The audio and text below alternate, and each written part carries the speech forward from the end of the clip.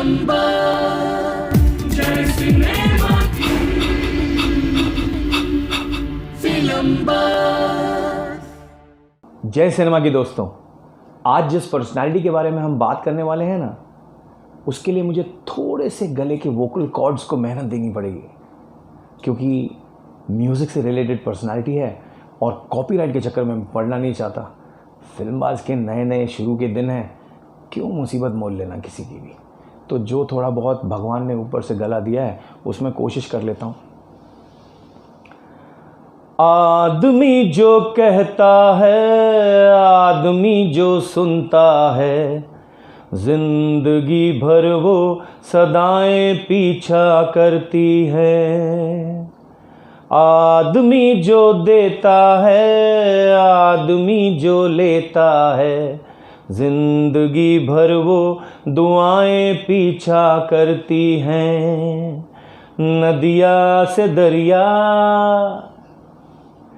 दरिया से सागर, सागर से गहरा जाम, सागर से गहरा जाम। मैं तेरे प्यार में पागल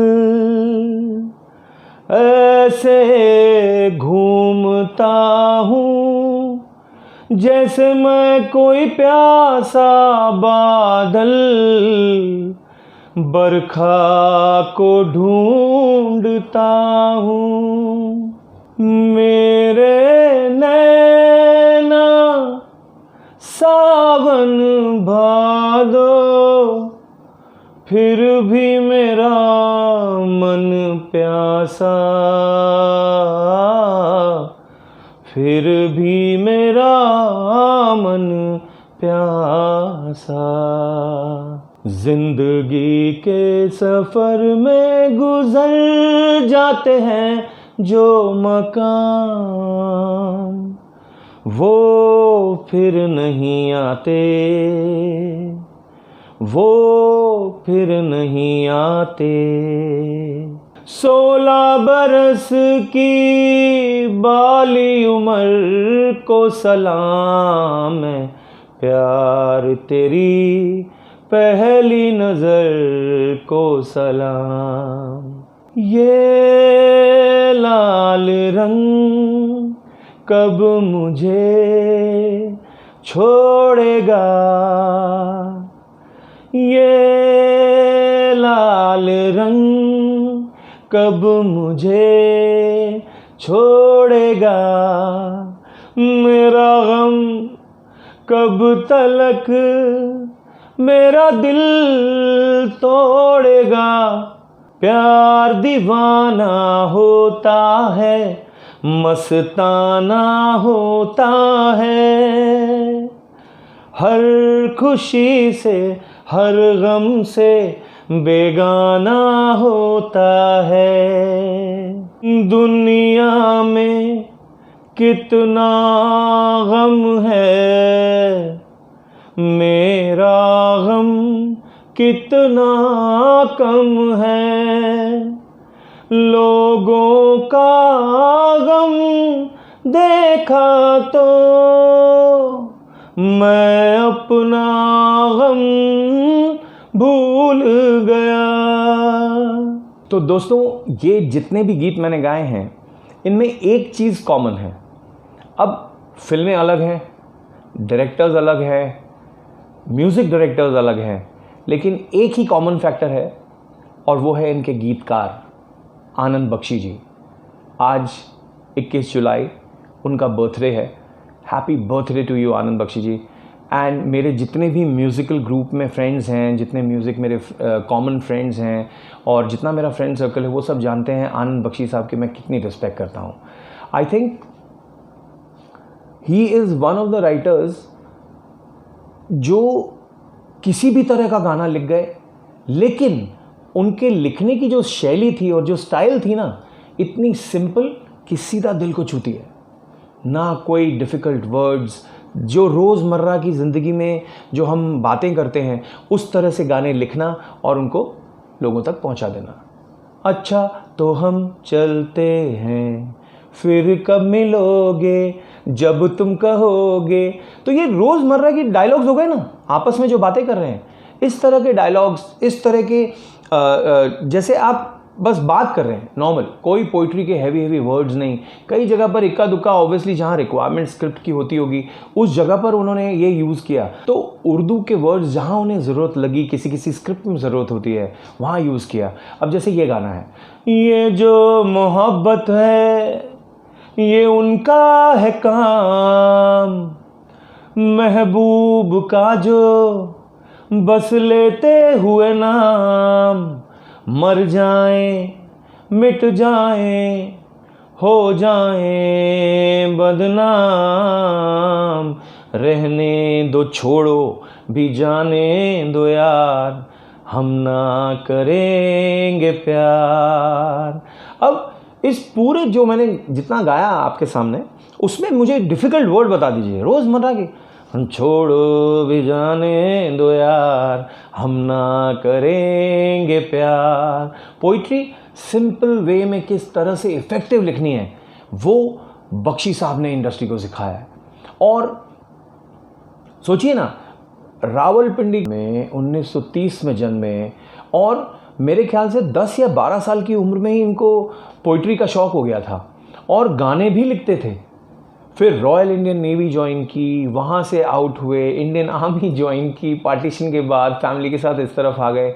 मतलब वो कहानी, और उनको अपनी राह पता थी, उनको पता था कि बॉलीवुड के लिए गाने लिखने हैं और बॉलीवुड उनका इंतजार कर रहा था। But nobody knew, other than Anand Bakshi and Bollywood, nobody knew कि कौन किसका वेट कर रहा है। बख्शी साहब की स्पेशलिटी ये कि कोई भी स्क्रिप्ट ध्यान से सुनना, स्टोरी क्या है उसकी, उसको गाने में डालना, और जगह पर गाना फिट हो फिल्म में वो भी ज़रूरी होता है। और गीतकार की भी रिस्पॉन्सिबिलिटी होती है कि वो किस तरह से गीत लिख रहा है। जैसे शक्ति फिल्म का एक वो गीत है, जाने कैसे कब कहाँ। अब उसका लिरिक्स सुनिए आप, एकदम सिंपल। अरे जाने कैसे कब कहाँ इकरार हो गया, हम सोचते ही रह गए और प्यार हो गया। अब इसमें कहाँ डिफिकल्ट, मुश्किल कुछ है ही नहीं। इट्स जस्ट स्ट्रेट कि मैं किस तरह से बोल रहा हूँ, लेकिन उसको लय, ताल, सुर, मीटर, इन सब की जानकारी उस बंदे को, मतलब कैलकुलेटेड किस तरह से लिखना है। ही न्यू इट। एंड एक और गाना है जो रेवोल्यूशनरी बोलता हूं मैं राइटिंग के हिसाब से, अगर आप देखें, एक दूजे के लिए फिल्म में गाना था, 16 बरस की बाली उम्र को सलाम। अब ये गीत जब आप सुनेंगे, अब तक पता नहीं आपने किस मूड में कैसे सुना होगा इसे। एलपी साहब ने, एलपी की जोड़ी ने कंपोज किया था और बख्शी साहब ने लिखा था गाना। उस गाने को अगर आप ध्यान से सुने, 16 बरस की बाली उम्र को सलाम, यहां से गाना शुरू होता है, ए प्यार तेरी पहली नजर को सलाम। अब राइटर क्या कहना चाह रहा है, डीप डेप्थ देखिए और वर्ड्स की सिंप्लिसिटी देखिए। इसमें writer is thanking each and every one कि जिसको प्यार हुआ होगा, जो पहला दिलबर होगा, जिसने नजरें मिलाई होंगी, जिसको पहला इश्क हुआ होगा, उसको सलाम, शुक्रिया, सागर की लहरों को शुक्रिया। मतलब मोहब्बत में आप क्या क्या देखते हैं, इंतहा है, इंतहा। ये गाना एटीट्यूड ऑफ ग्रैटिट्यूड का की इंतहा है। आई एम टेलिंग यू, आप ध्यान से सुने, लिरिक्स को फॉलो करें, you will fall in love for sure अगर आपने ये गाना सुना तो। अब फिलॉसफी की अगर हम बात करें, बख्शी साहब ने ऐसे ऐसे लैंडमार्क गाने लिखे हैं और इतनी सिंपल लैंग्वेज। मेरे ख्याल से मैंने शुरू में एक गीत गाया भी था, आदमी जो कहता है, आदमी जो सुनता है, जिंदगी भर वो सदाएं पीछा करती हैं। आदमी जो देता है, आदमी जो लेता है, जिंदगी भर वो दुआएं पीछा करती हैं। इससे लाइफ की रियलिटी और कुछ हो सकती है क्या, मेरे को बताइए। और इतने सिंपल वर्ड्स में कोई पहुंचा रहा है। दूसरा, जिंदगी के सफर में गुजर जाते हैं जो मकाम, वो फिर नहीं आते। इसके पीछे एक छोटा सा ट्रिविया है, I think I am right. मैंने एक कहानी सुनी थी कि फिल्म में जो राजेश खन्ना का रिपेंटेंस पीरियड है, वो काफ़ी लंबा जा रहा था as a shoot. 35-40 minute film के बढ़ रहे थे उस समय, जो जहाँ पर 3 घंटा 5 मिनट या 2 घंटा 55 मिनट की फिल्में, रेगुलर 16 रील की फिल्में बनती थी, उसमें 3 घंटा 40 मिनट वो ऑलमोस्ट टचिंग लाइक मेरा नाम जोकर के 2 इंटरवल के बराबर। तो they were sitting, JM Prakash and the पूरा म्यूजिक टीम। उसमें मेरे ख्याल से बख्शी साहब ने ये सजेस्ट किया था कि ये जो रिपेंटेंस पीरियड 40 मिनट का है, इसको अगर हम 5 मिनट के गाने में अगर डाल दें तो उसमें हम जो कदम बढ़ते हैं लाइफ में, कदम बढ़ते हैं तो आप आगे बढ़ते हैं, पहिया घूमता है लाइफ का तो वो चक्का है, वो आगे चल रहा है। ये कॉन्सेप्ट लेके आप ध्यान से देखिए वो गाना, जिंदगी के सफर में गुजर जाते हैं जो मकाम, वो फिर नहीं आते, वो फिर नहीं आते। बख्शी साहब ने वो चैलेंज लिया था कि 5 मिनट के अंदर ये पूरा गाना कैसे कंपोज करके उसकी रिपेंटेंस लिरिक्स में भी दिखाई जाए। तो राजेश खन्ना को आप फिल्म में देखेंगे, चल रहे हैं, उनके कदमों के शॉट हैं, फिर एक जगह पे टोंगा चलता है, फिर एक जगह पर ट्रेन चलती है। तो वो जो व्हील ऑफ लाइफ है ना, उसको आगे बढ़ाकर बख्शी साहब ने ये कॉन्सेप्ट लेके ये पूरा गाना लिखा है। आप ध्यान से देखेंगे तो बड़ा मजा आएगा ये गाना सुनने में आपको।